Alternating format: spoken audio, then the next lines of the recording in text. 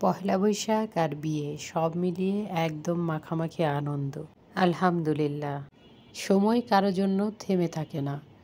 সময়ের সঙ্গে চলতে পারলে অনেক সমস্যারই খুব সহজে সমাধান হয়ে যায়। আর সময়কে যেহেতু পিছনে গিয়ে ধরে নিয়ে আসা যায় না, কিংবা পিছনের সময়ে নিজেকে ফিরিয়ে নেওয়া যায় না, তাই যখন যে অবস্থায় থাকি সেই সময়টুকুকে নিজের মতো করে নিজের সাধ্যের মধ্যে আনন্দের সঙ্গে কাটানোর চেষ্টা করি। কি হারিয়েছি এটা নিয়ে আজ আর হিসাব করি না, কি পাবো তাও হিসাব করি না। শুধু জানি যা আছে তার সঙ্গে, তার মধ্যে, তার ভেতরেই আমার আনন্দকে আমি খোঁজ নিতে শিখেছি। এই জন্য সৃষ্টিকর্তার কাছে শুকরিয়া আদায় করছি। হলুদ সন্ধ্যা থেকে ফিরতে ফিরতে প্রায় 12টা বেজে গিয়েছিল। তারপর বাসায় এসে সব চেঞ্জ করে কিচেনটাকে গুছিয়ে নিতে নিতে আরও ঘন্টাখানেক সময়। বেডরুমে যখন ঢুকেছি তখন হলো গিয়ে প্রায় 1:30টার মতো বাজে। আর তখন থেকেই আমার নতুন দিনের, নতুন বছরের নতুন ব্লগটাকে শুরু করে দিয়েছি। আসসালামু আলাইকুম অ্যান্ড শুভ নববর্ষ। বাংলা বছরের প্রথম দিনে প্রথম ব্লগটিতে সবাইকে ওয়েলকাম করছি। কেমন আছেন সবাই? আশা করছি সকলে অনেক অনেক ভালো আছেন। দোয়া করি শুভ হোক আগামীর পথ চলা, সব না পাওয়াগুলো পূর্ণ হোক এ বছর, সুন্দর হোক, স্বাস্থ্যকর হোক জীবনের প্রতিটি মুহূর্ত। আমিন। আলহামদুলিল্লাহ, আমিও আমার পরিবারের সঙ্গে বেশ ভালোই আছি। সৃষ্টিকর্তার অসীম রহমতের জন্য তার কাছে শুকরিয়া আদায় করছি।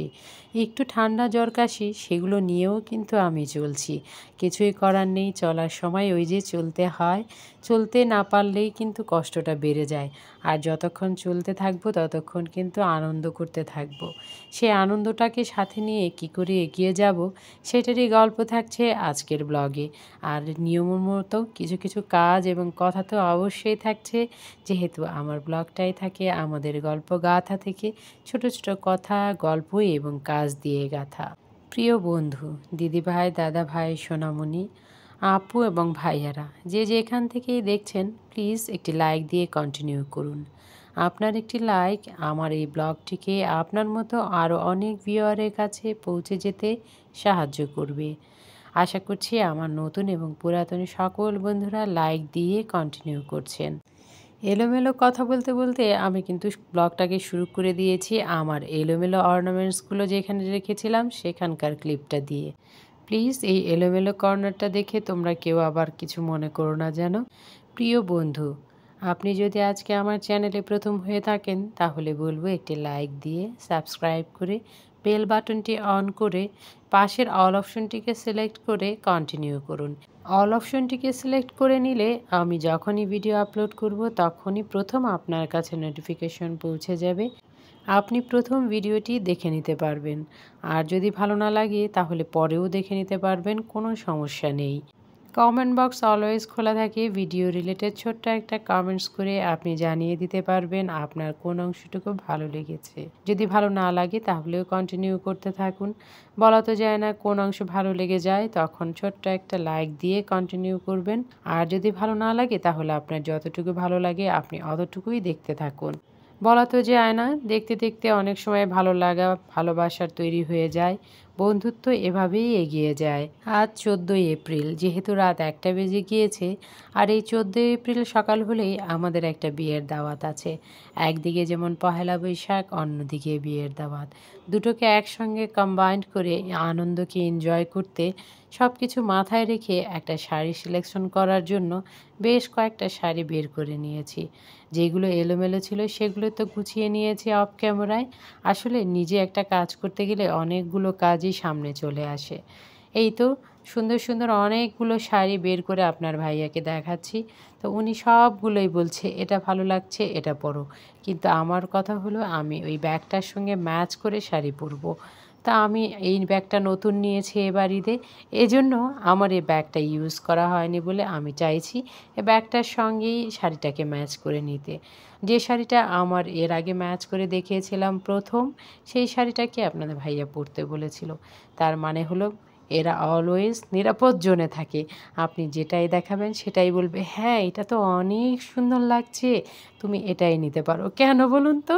কারণ নিরাপদ জোনটাতে বসবাস করতে হাজব্যান্ডরা অলওয়েজ ভালোবাসে। তারপরও তারা হাজব্যান্ডদেরকেই জিজ্ঞেস করে, বলো তো এই শাড়িটা কেমন হয়েছে, এই অর্নামেন্টসটা আর এই ব্যাগটা কি এটার সঙ্গে যাচ্ছে।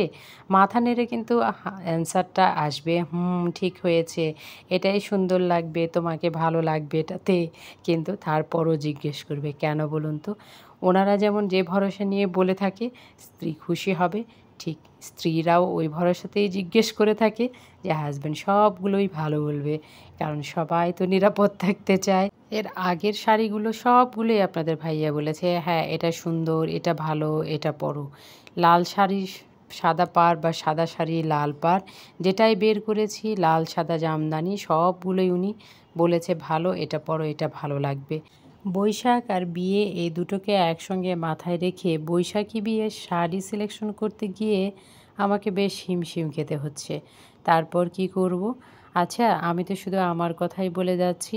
গল্প করতে করতে সেই পুরনো রিকোয়েস্টটা আরও একবার করে নিচ্ছি।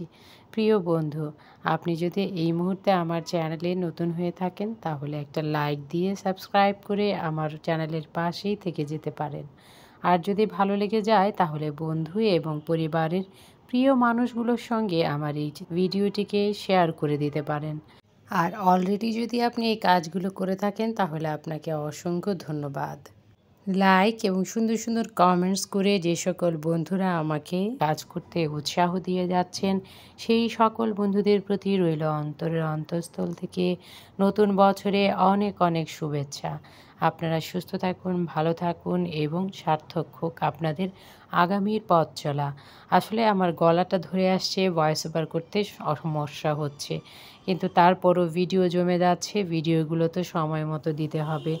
পহেলা বৈশাখের আনন্দকে নিয়ে কেন্দ্র করে যে ভিডিওটা তৈরি হয়েছে সেটা আমি আসলে পহেলা বৈশাখেই আপলোড করতে যাচ্ছি, তাই এত তোড়জোড়, এত পরিশ্রম করছি। সেই পরিশ্রম সার্থক হবে যখন আমার বন্ধুরা সুন্দর সুন্দর কমেন্টস করে আমাকে জানিয়ে দিবে তাদের এই ব্লগটি কেমন লেগেছে। বাঙালি নারী আর শাড়ি একে অপরের সৌন্দর্যকে প্রকাশ করতে জুড়ি মেলা ভার। এরা একজন আরেকজনের সৌন্দর্যকে ফুটিয়ে তুলতে একদম পরিপূরক। এই তো শেষ পর্যন্ত অনেক যাচাই বাছাই করে, সময় নির্বাচন করে, কাল পাত্র স্থান সব বিবেচনা করে এই শাড়িটাই আমি সিলেক্ট করেছি পয়লা বৈশাখ এবং ছোট ভাইয়ের সেই বিয়ের অনুষ্ঠানে পরার জন্য। সাথে যোগ করে নিব লাল রঙের ব্যাগটা। আমি যখন আপনাদের ভাইয়াকে বললাম, দেখো তো আমি এই শাড়িটাই পরবো ঠিক করেছি এবং এটার সঙ্গে এই অন্য ব্যাগ চেঞ্জ করে নেব, এই ব্যাগ আর নেব না। তিনি তখন বললেন, হ্যাঁ এটা তো সুন্দরী, এটা এতক্ষণ কোথায় ছিল, চিন্তা করেছেন কি বললাম। মানে এতক্ষণ উনি কিন্তু সামনে ছিল, সবার প্রথমে কিন্তু ওনাকে এই শাড়িটাই দেখিয়েছিলাম। তখনও উনি বলেছে সুন্দর, এখনও বলছে সুন্দর, কিন্তু শেষে বলল এই শাড়িটা এতক্ষণ কোথায় ছিল, এটা তো অনেক সুন্দর, এটা পরো, এটাতে ভালো লাগবে। এরই নাম হলো নিঃস্বার্থ ঝামেলাহীন ভালোবাসা। থাম্বনেইলে যা বলেছিলাম বৈশাখী বিয়ের শাড়ি আর পান্তা, এই ছিল আমার বৈশাখী বিয়ের শাড়ি সিলেকশন। আমার নয়, আমার ছোট ভাইয়ের বিয়েতে যাওয়ার জন্য বৈশাখী বিয়ের শাড়ি সিলেকশন। আর সকালবেলা উঠেই এই পান্তা ভাত, আলু ভর্তা, ঝাল ঝাল আর পেঁয়াজ কেটে নিয়েছিলাম। ইলিশ মাছ আর ভাজিনি, কারণ আমার একটু পরেই বের হতে হবে বিয়ের অনুষ্ঠানে। আর সাথে ছিল ঘরে পাতা দই। ঝাল ঝাল আলু ভর্তা, পেঁয়াজ আর ডিম ভাজি দিয়ে পান্তা ভাত খেতে ভীষণ ভালো লাগছিল।